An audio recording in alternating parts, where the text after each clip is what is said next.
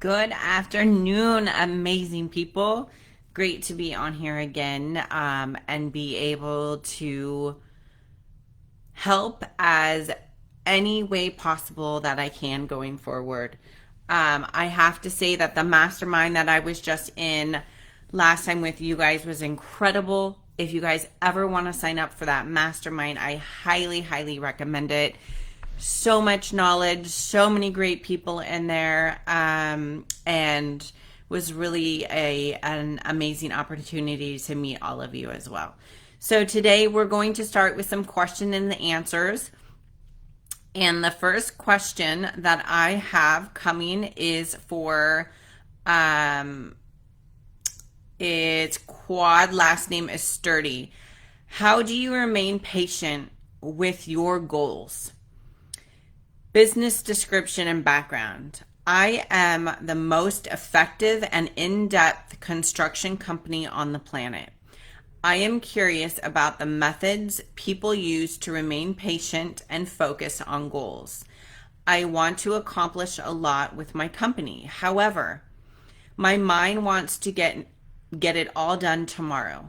I feel like my sense of urgency is what drives me to always improve. On the flip side, I may be doing myself a disservice by being so scattered. Thank you. Well, if I can help you any way, you are a complete business owner.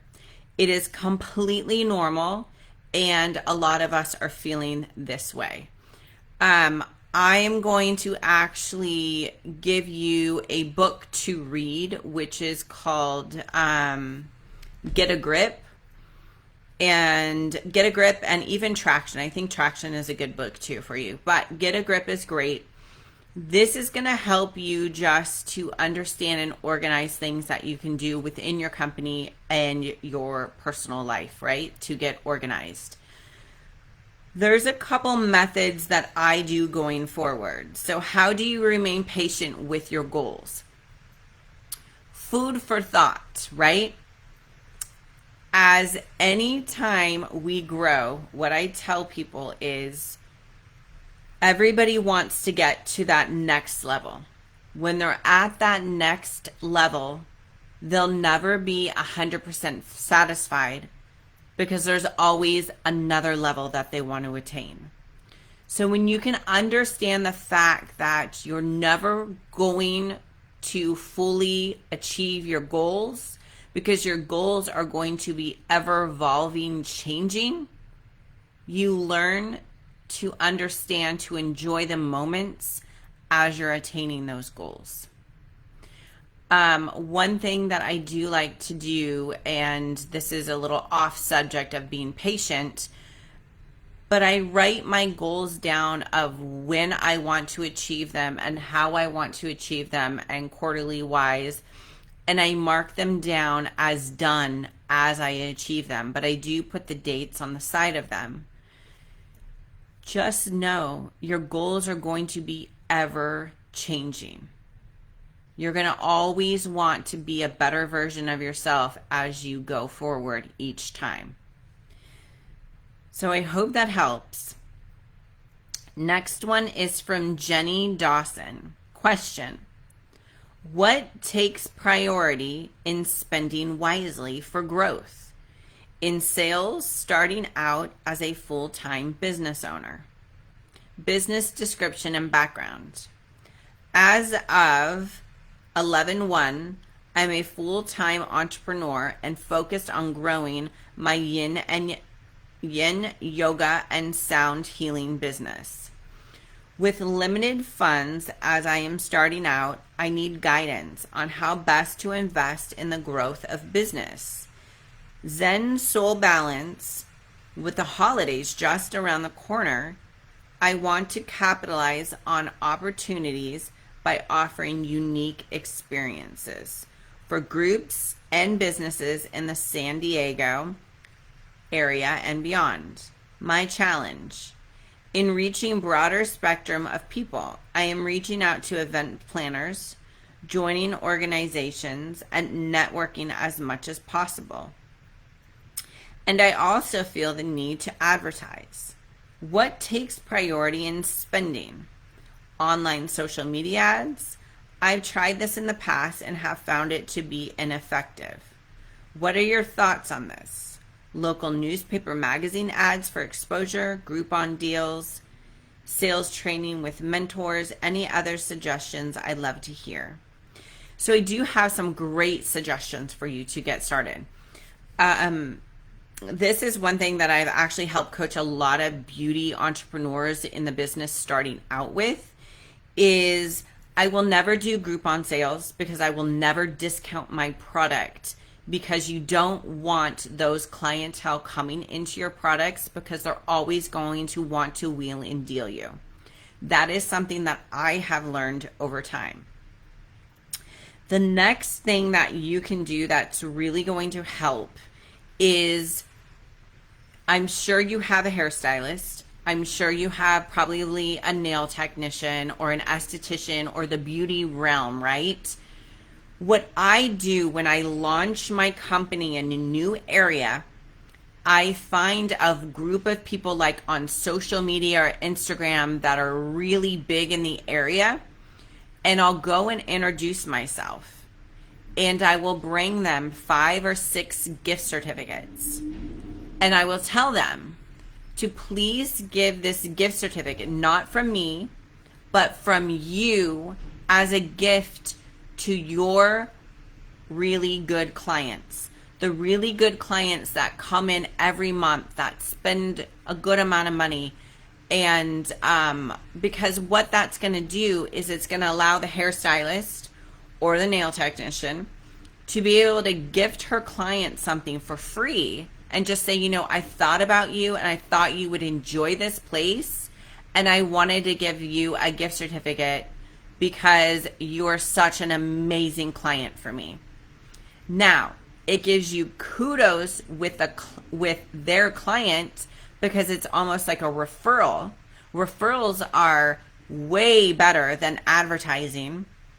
And then now you have a really good, upstanding client that person uses. So for me, that is how I've actually grown my company in little niche areas. So that's a big, big way to do it. The next way you can do it, which is I call my Dream 25. I will sit down and I will write out a list of 25 people that I want to do business with. And then I will find them on Facebook, Instagram, and I will make them as my favorite person, and I will start engaging in their content, right? And then you start building that relationship with that person.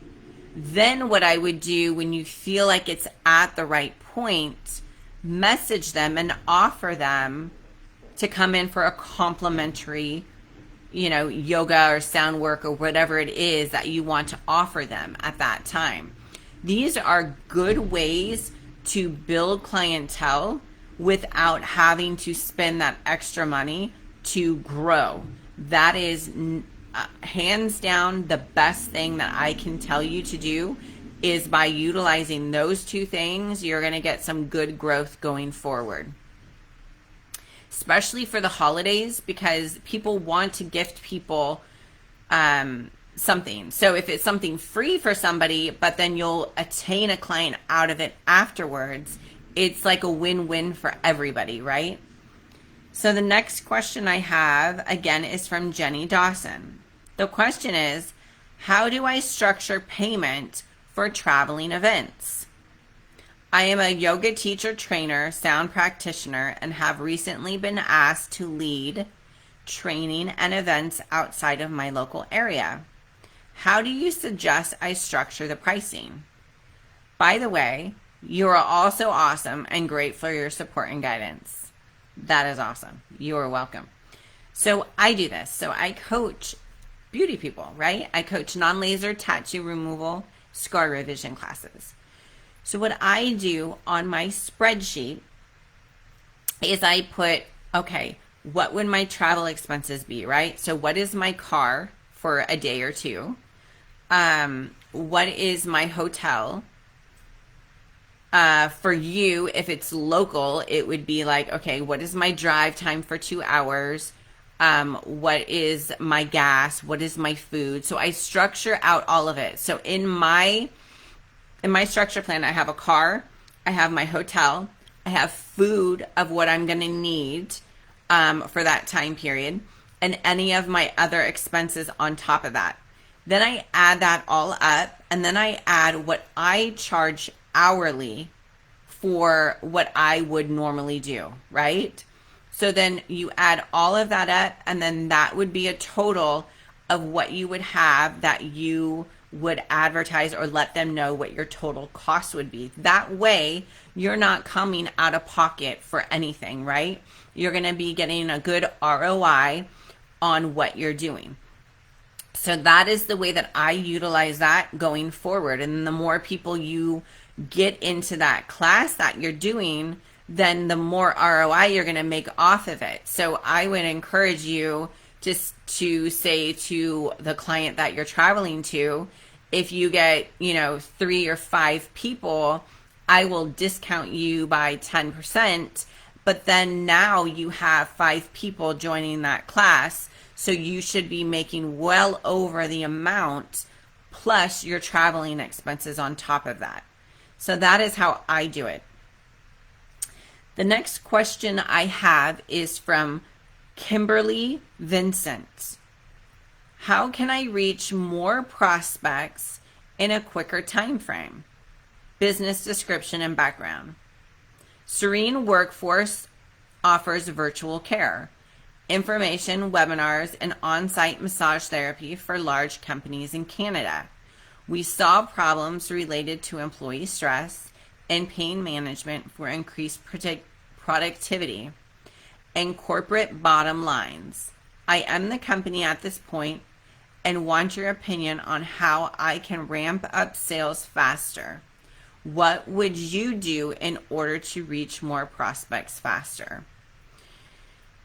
This is a phenomenal thing, and I'm seeing it more and more in companies. They are wanting to provide more value for their team members, right? So I actually have a couple people that I coach that go into companies and give them counseling, right? I have a counselor that I coach, and she goes into these big corporations and she does counseling that the corporations pay for that are free for their team members. So what I would do is I would get a hold of the management position and proposition them with like a monthly fee, right? A monthly fee for you to come in and work with their team members for like every Friday.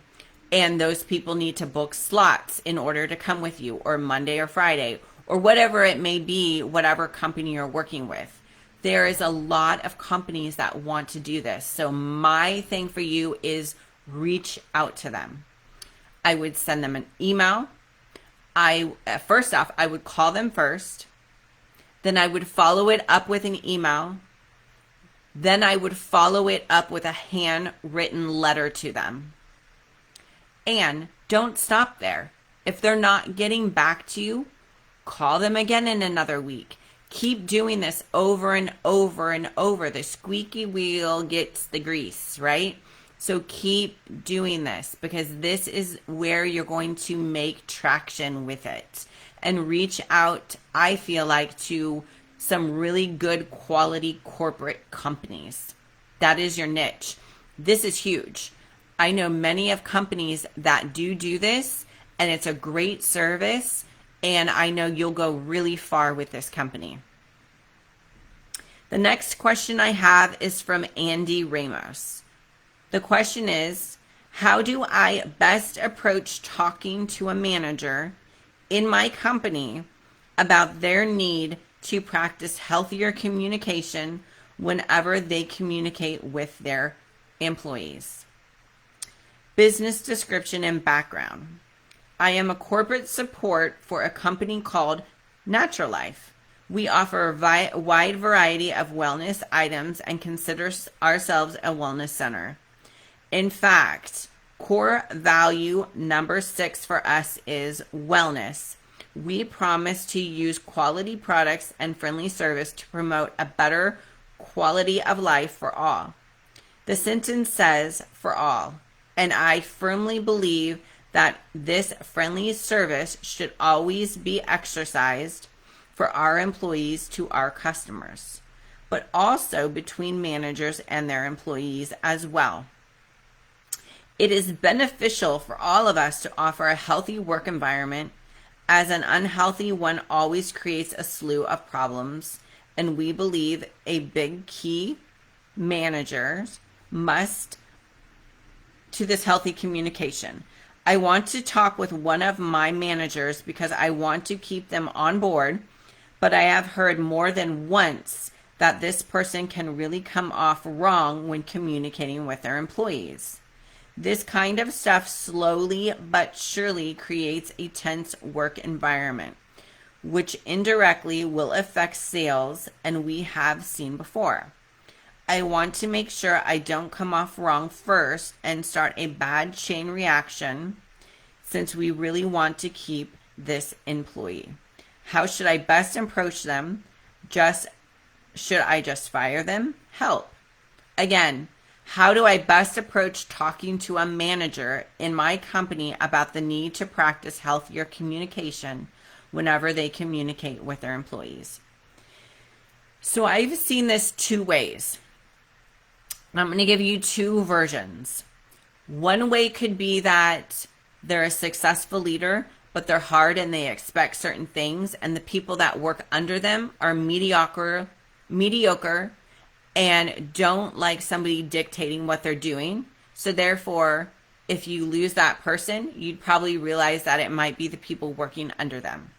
So there's one scenario that you need to look at and analyze. The next scenario is, was this leader properly trained?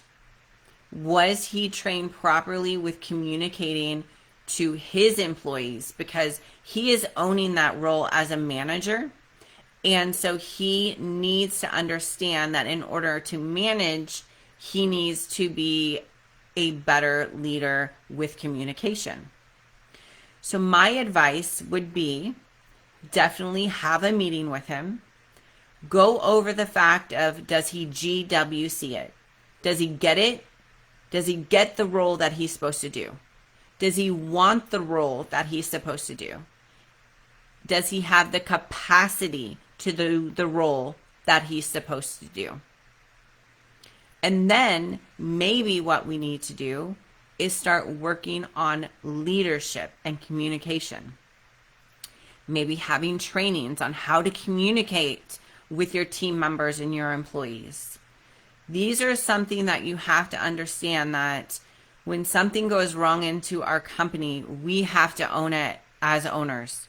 We have to own the fact that maybe we didn't do that next step to educate that person a little better, or maybe that person just isn't the core fit for our company. But if you sit down and you analyze that and you go over it with him, you have given him opportunities to step up. You are giving him leadership. Then it falls back on him on how he goes forward with doing that. He needs to understand exactly what's happening and what he needs to do going forward. Nobody can change if they don't know exactly what they're doing wrong. So if I were in your shoes, I would analyze both situations, right? I would analyze, is he doing a good job and those people just lack the skills? Or is he not a good communicator? And then maybe you need to teach him how to be a good communicator with giving him some skills, some education courses, and walking him through that. Just remember this. Everybody needs to hear something 7 times before it sinks in. So when you get to the 4th time of telling somebody over and over, we all get frustrated. But it takes exactly 7 times for something to sink into somebody. So know that it may take that 7th time for you to have that training or the talk or the conference with him for him to officially get what he needs to do going forward. So, with that said, it was a short and sweet with you guys today. I hope this helps. You guys are phenomenal. And I look forward to chatting with you again next month. Have a phenomenal weekend.